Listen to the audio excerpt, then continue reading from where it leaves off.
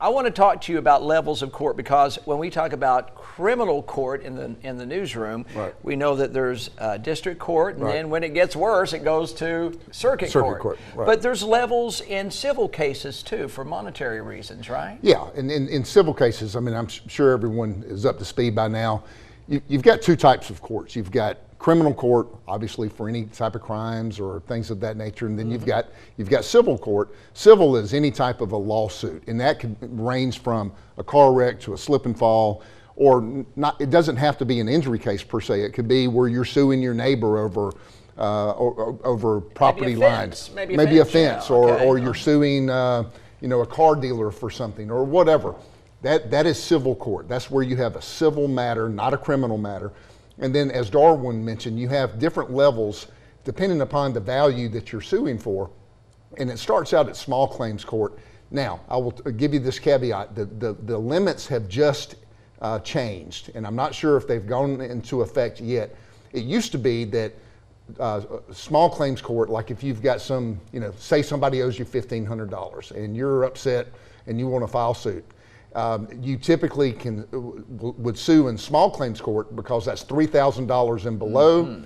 District court, $10,000, well, $3,000 to $10,000.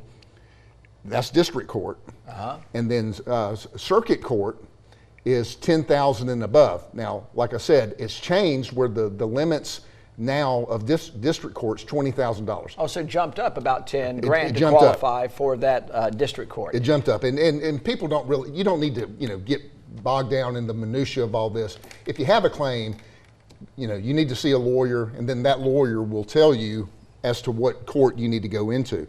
Now, because once you go to circuit court, that's where you have a jury, things of that nature. I was asking, is it a bench, kind of like a bench trial in district court? That's where the judge decides it in a civil case? Absolutely. Okay. Small claims in district court are very similar, or they're identical really, except for the amounts that you can sue for. The reason they have different levels is the filing fees are more as each level you go up. Like if you filed something in small claims, it may be, I'm just guessing here, but maybe $110. Mm-hmm. District court might be $165. Once you go to circuit court, that's like $400, $500. It makes you think twice. It makes you think twice.